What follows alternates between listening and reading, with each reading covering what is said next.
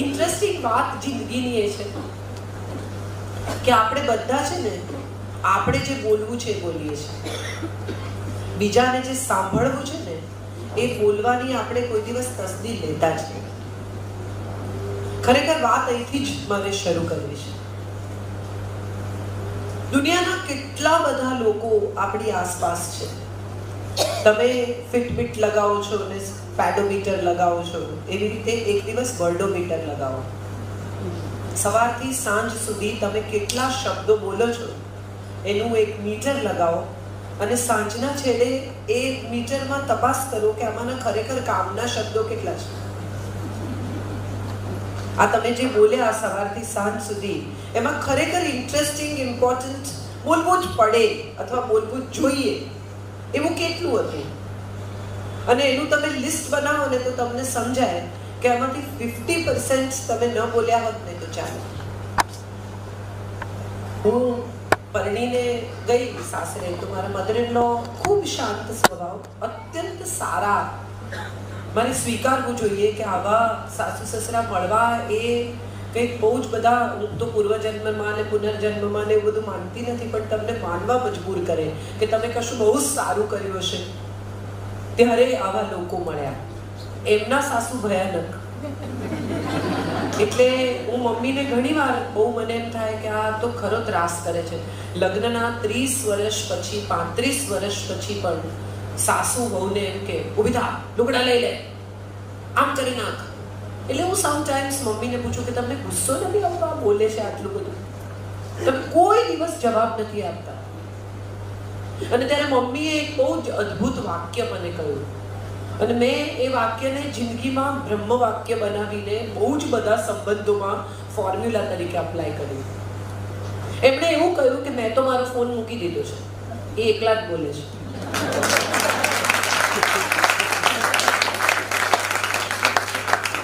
આ વાક્યને જો તમે જિંદગીના મોટા ભાગના સંબંધોમાં અપ્લાય કરો ને તો એવું માનું છું કે તમારા 80% પ્રોબ્લેમ તો આપોઆપ સોર્ટ આઉટ થઈ જાય. દરેક માણસની એવી ઈચ્છા હોય કે હું બધાને ગમું, મને બધા ચાહે, મને બધા સ્વીકારે, મને બધા માન આપે, મને બધા પ્રેમ કરે, જે પણ વોટેવર. બહુ નવી પરણીને આવી હોય તો એને એવી અપેક્ષા હોય કે સાસરામાં મારું માન હોય, પ્રેમ હોય, મારા વખાણ થાય, બધા મને ચાહે. સાસુને એમ હોય કે મારી વહુ એના પિયરમાં જઈને કહે કે મારા સાસુ જેવી તો કોઈ સાસુ નહીં. વરને એમ હોય કે મારી વાઈફ બધાને કહે કે આવો વર તો કોઈને મળે જ નહીં. વાઈફને એમ હોય કે એનો વર કોન્સ્ટન્ટ એવું ઈચ્છે કે તમે મારી પત્નીને મળો સાહેબ, કેવી અદ્ભુત સ્ત્રી છે જુઓ. હમણાં જોની લીવરનો એક કાર્યક્રમ, હવે પાણી sorry but I am not well, thank you. કાર્યક્રમ જોવા ગયેલા તો જોનીભાઈ એક બહુ સરસ આઈટમ કરે છે કે એક માણસને પૂછ્યું કે તું તારી પત્નીને પ્રેમ કરે છે? કે મને બહુ પ્રેમ કરું છું. શું એના વાળ છે કાળા વાદળ જેવા, અદ્ભુત વાળ. શું એની આંખો,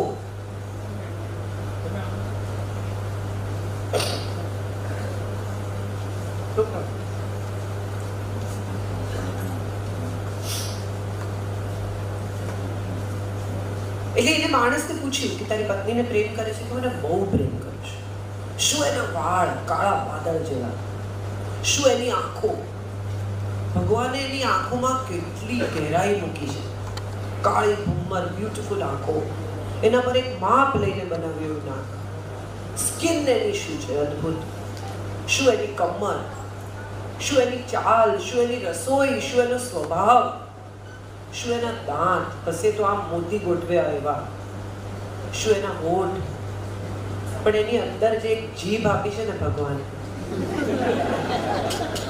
એટલી ના આપી હોત તો ના ચાલે. આમ જોવા જાવ ને તો આ સ્ત્રી માટેનો જોક નથી, આપણા બધા માટેનો જોક છે. દ્રૌપદી વિશે બધા એમ માને છે કે દ્રૌપદીને લીધે મહાભારત થયું. બહુ બધા લોકો એને જવાબદાર ઠેરવે છે મહાભારત માટે. હું ઘણી વાર વિચારું તો મને એવો વિચાર આવે કે જ્યારે ખરેખર એને બોલવાનું હતું, કે માછલીમાં મત્સ્યવેદ કરીને જે માણસ આવે એની સાથે મારે પરણવાનું. She could have got up and said કે ના, હું વસ્તુ નથી, તમે નક્કી નહીં કરો, તમે જેને સ્વયં વર કહો છો એમાં હું મારી જાતે મારો વર નક્કી કરીશ, તમે રહેવા દો. પરણીને આવી અને સાસુએ કહ્યું કે 5 જણા વહેંચી લો જે ભિક્ષા લાવ્યા હોય. ત્યારે એને કહેવાનું હતું કે હું વ્યક્તિ છું, વસ્તુ નથી, હું વહેંચાઈશ નહીં 5 જણ. ત્યારે ન બોલ્યા, સ્વયંવરમાં ન બોલ્યા. અને દુર્યોધન પહેલી વાર ઇન્દ્રપ્રસ્થ આવ્યા અને જળનું સ્થળ ને સ્થળનું જળ થયું. અને જ્યાં જમીન હતી ત્યાં એમણે પોતાનું પિતાંબર ઊંચું લીધું, જ્યાં પાણી હતું ત્યાં અંદર ચાલી ગયા. મેદાનવે અદ્ભુત રચના કરેલી મહેલની. અને ત્યારે કહ્યું કે આંધળાના તો આંધળા જ હોય ને, ત્યારે નહોતું બોલવાનું, ત્યારે ચૂપ રહેવાનું. આપણે બધા જ આવું કરીએ છીએ. જ્યાં ખરેખર વિરોધ કરવાનો છે, જ્યાં સમસ્યા છે અને તમારા અવાજની જરૂર છે, ત્યાં આપણે નથી બોલતા. જ્યાં ખરેખર બોલવાનું છે, જ્યાં આપણે કહેવાનું છે કે મારે આ જોઈએ છે, મારે આ નથી જોઈતું, આમ મારે કરવું છે, આ મને ગમે છે, આ મને નથી ગમતું, ત્યારે આપણે નથી બોલતું. અને જ્યારે ખરેખર ચૂપ રહેવાનું છે, જ્યાં આપણે નથી બોલવાનું, આપણને લાગે છે કે અહીંયા ન બોલવું જોઈએ, ત્યાં આપણે અચૂક બોલીએ છીએ. અને હું એવું માનું છું કે નહીં ગમવાની સમસ્યા અહીંથી શરૂ થાય છે.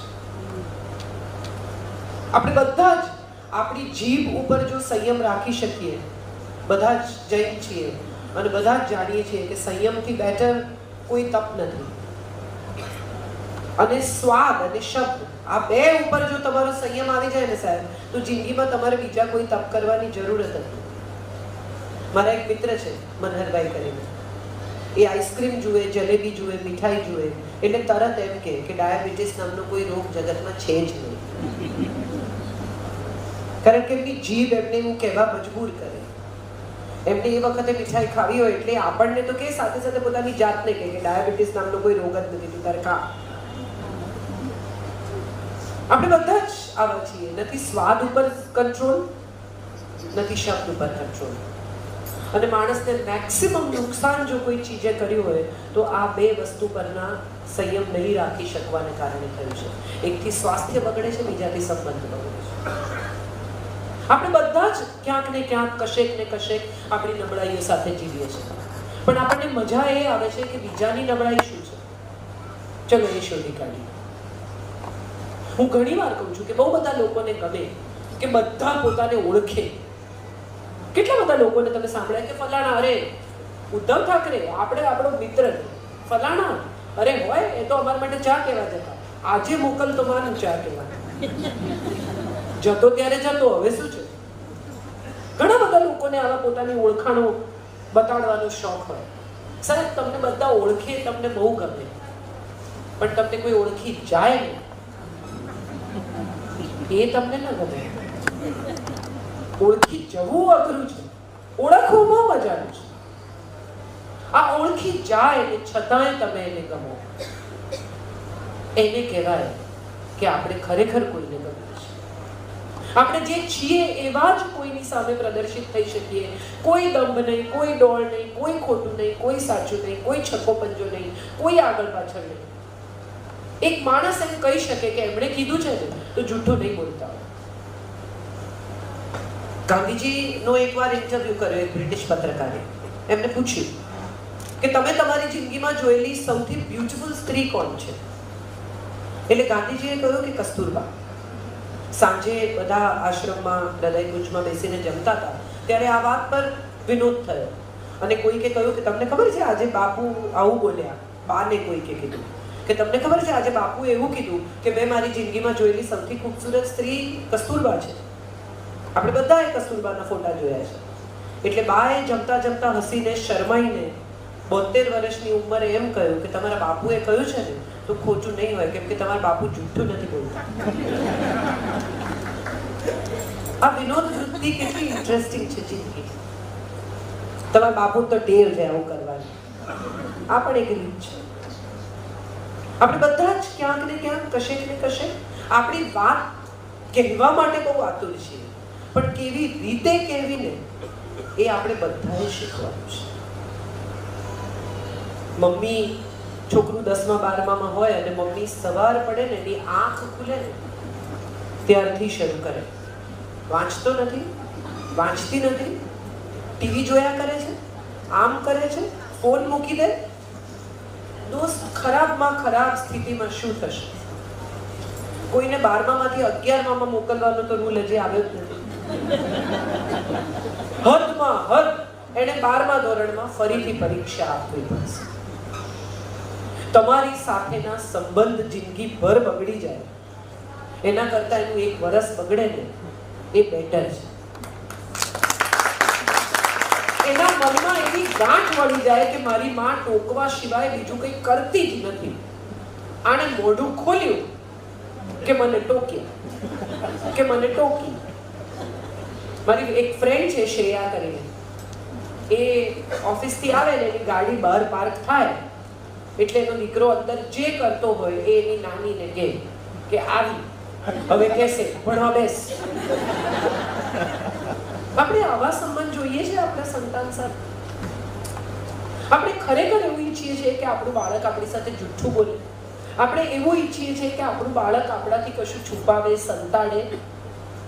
કેટલી બધી મમ્મીઓને હું એવી ઓળખું છું કે જે પોતાના બચ્ચાને કહે કે તારે જે હોય ને અમને સાચું કહેવાનું, પણ એ પછી હું શું કરીશ ને એના વિશે વચન નથી આપતું. બિચારું છોકરું માની ટ્રેપમાં આવી જાય, આવીને ગોળા ભાવે સત્ય કહી દે અને સત્ય કહે પછી તમે જુઓ મજા. એનું જે આવી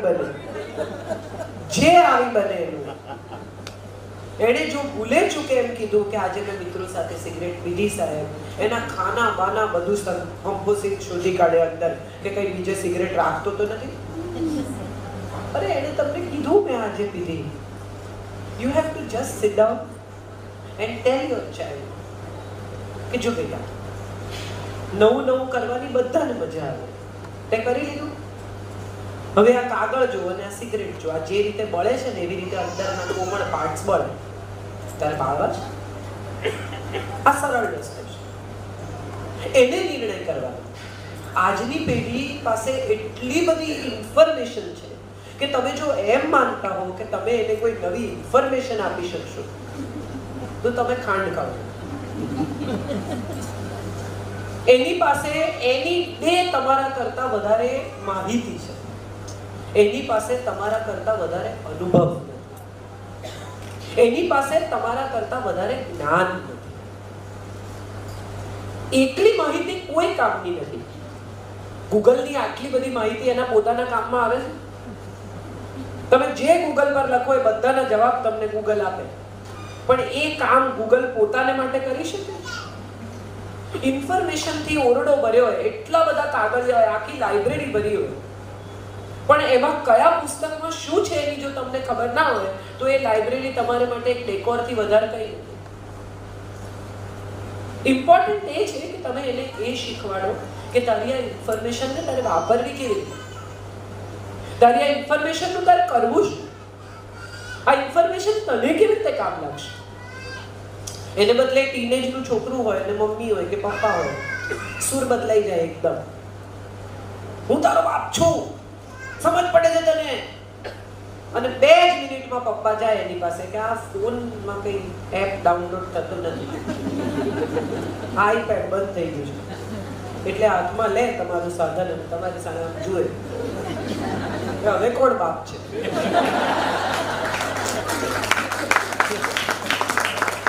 અને આ દરેક ઘરમાં થાય છે. I can bet on this કે એક વાર તો આ પ્રસંગ દરેક ઘરમાં બન્યો જ હોય. મજાની વાત એ છે કે એની પાસે જે છે અને તમારી પાસે જે છે એ બે જો એક જગ્યાએ આવીને બ્રિજ પર ભેગા થાય, એ બંનેનું જો સંયોજન થાય, એ બંને જો ભેગા થઈ શકે તો કશું અદ્ભુત નિર્માણ થાય. આપણો પ્રોબ્લેમ એ છે કે આપણે બદલાતા સમય સાથે બદલાવા તૈયાર નથી. આપણે એટલે જે લોકો 40 થી 50 55 ની વચ્ચે છે, એ આખી પેઢી આ દેશની સૌથી કમ્ફર્ટેબલ પેઢી છે. એમણે મેક્સિમમ સવલતો જોઈ, બ્લેક એન્ડ વ્હાઇટ ટીવી બાજુમાં જોવા જતા હતા અને બાજુવાળાને પોતે સોફા પર બેસે. ગુરુવારે છાયા ગીત અને રવિવારે પિક્ચર, આ બે જોવા જવાનું. અને ઇન્ટરવલમાં તમને તમારે ઘેર કાઢી મૂકે, કારણ કે એમને ખાવું હોય. આ બધામાંથી બધા લોકો ક્યાંક ને ક્યાંક કશેક ને કશેક પસાર થયા છે.